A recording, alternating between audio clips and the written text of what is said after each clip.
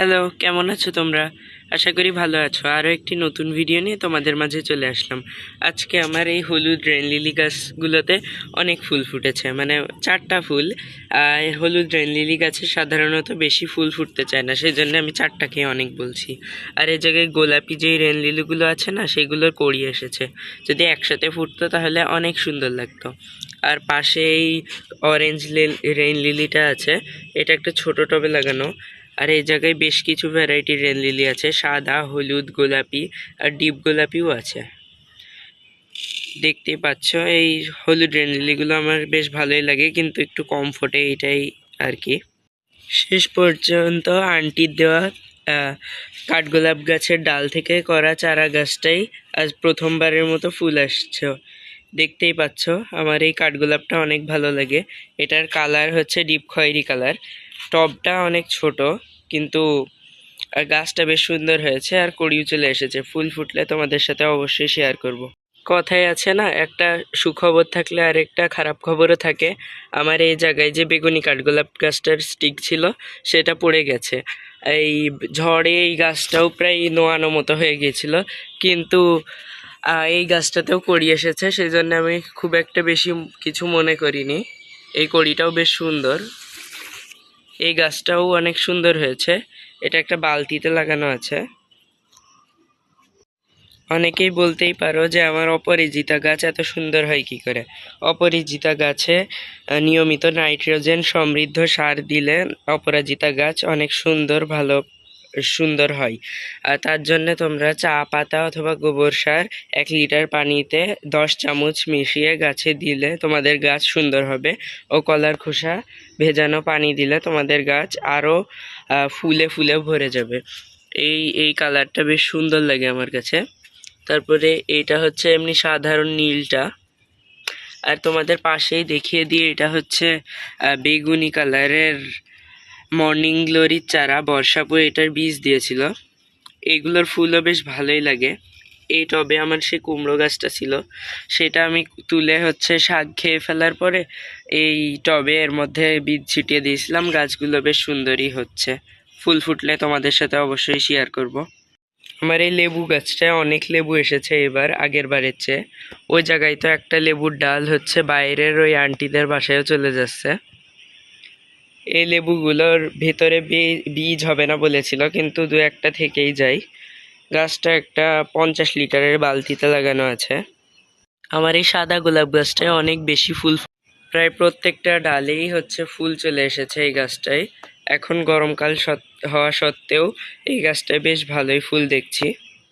আমাদের এইদিকে এখন প্রচুর বৃষ্টিপাত হচ্ছে, সেই জন্যে এই গাছগুলো, এই পার্সলেন টাইম ফুলের গাছগুলো বেশ সুন্দর হয়েছে, কিন্তু হচ্ছে ফুলগুলো সব নষ্ট হয়ে যাচ্ছে। ফুল আমার গাছগুলোতে প্রচুর পরিমাণে আসছে, কিন্তু এই বৃষ্টির জন্য একটা ফুলও ভালো রাখতে পারছি না। আমার এই চিত্রা বাগান বিলাসটাই অসময়ে ফুল এসেছে।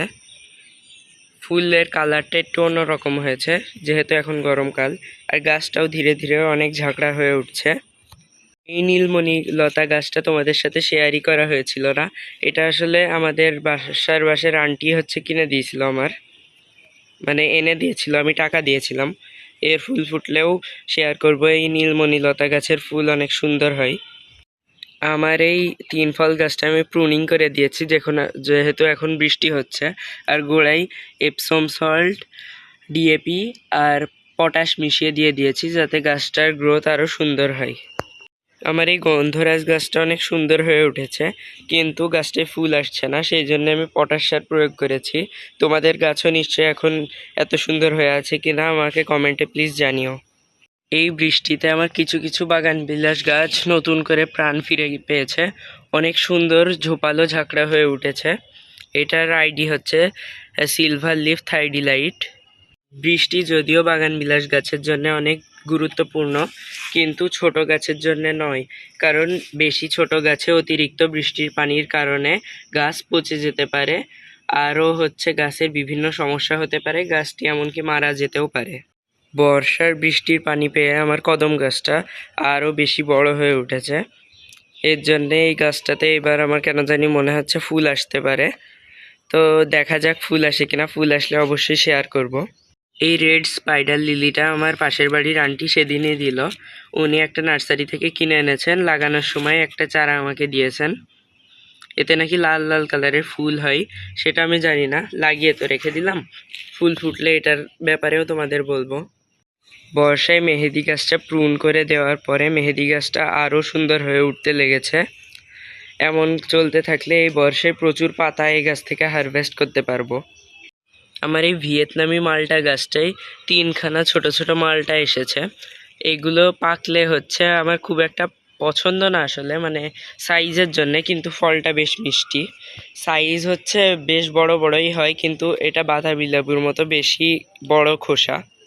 আমি এই কয়টা অ্যাডেনিয়াম গাছের বনসাই করতে চাই, সেই জন্য আমি এই অ্যাডেনিয়ামগুলোর ডগাগুলো কালকে কেটে দিয়েছি, কেটে ফাঙ্গিসাইডের প্রলেপ লাগিয়ে দিয়েছি।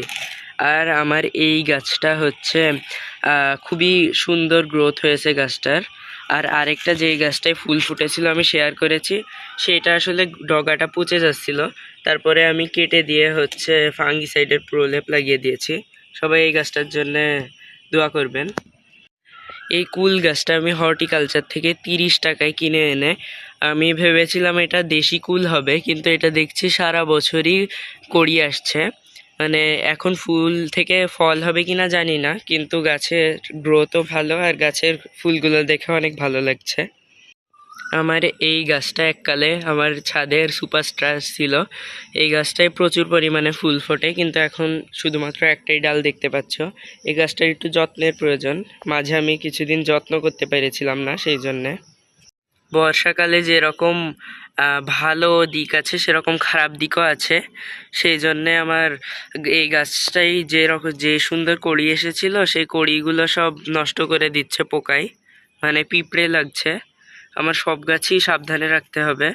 আমার এই পাশে যেই রঙ্গন গাছটা আছে, এই রঙ্গন গাছটাকেও পিঁপড়েতে আক্রমণ করতে পারে, সেজন্য এটাকে পিঁপড়ে মারা বিষ দিতে হবে।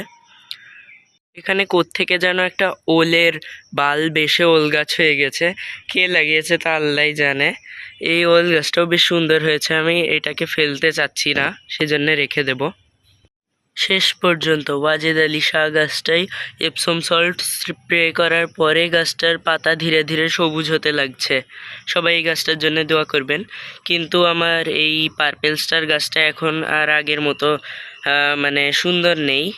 ইনশাল্লাহ খুব দ্রুতই আগের মতো সুন্দর হয়ে যাবে। তোমাদের কাদের কাদের বাগানে চেরি গাছ আছে আমাকে অবশ্যই জানাবে। চেরি গাছটায় আমার প্রচুর পরিমাণে ফুল আসছে, না জানি কত না কত চেরি ধরবে। এই গাছটা আমি হচ্ছে রিপোর্ট করে দিয়েছিলাম। এই গাছটা আমি সবজির খোসা দেওয়ার ভিডিও আমি ছেড়েছি, দেখতে পাচ্ছ। গাছটার গ্রোথ আগে অনেক সুন্দর হয়েছিল, তারপরে আমি এটাকে একটা আলকাতরার ঢমে লাগিয়েছিলাম, ওইটা জং পড়ে নষ্ট হয়ে যাওয়ার কারণে আমি এই বালতিটাতে এটাকে লাগাই। ভেবেছিলাম আনারস গাছটা পচেই যাবে, কিন্তু তুলে হচ্ছে সুন্দর করে ফাঙ্গিসাইডের প্রলেপ দিয়ে লাগানোর পরে এই গাছটা আবার নতুন গ্রোথ নিতে শুরু করেছে।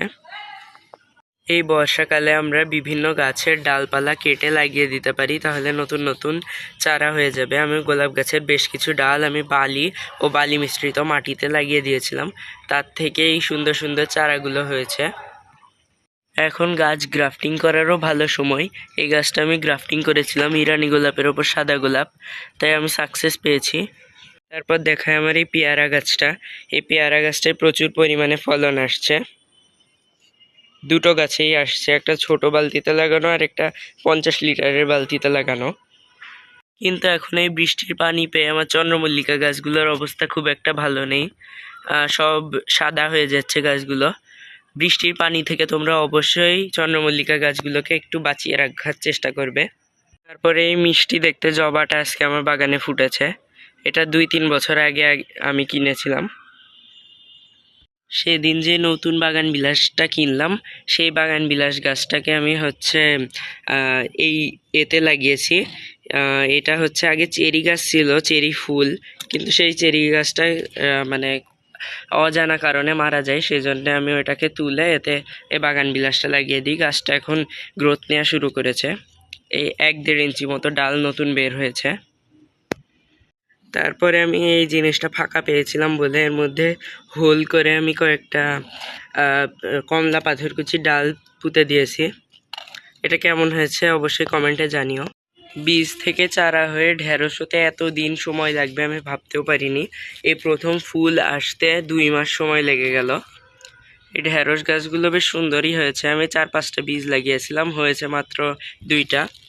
আর এর গোড়ায় একটা জাকিরানা অরেঞ্জের বাগান বিলাসের চারা বসিয়ে দিয়েছি। আজকের ভিডিওটা কেমন ছিল অবশ্যই কমেন্টে জানিও। চ্যানেলটিকে সাবস্ক্রাইব করে পাশে থেকো। Bye bye.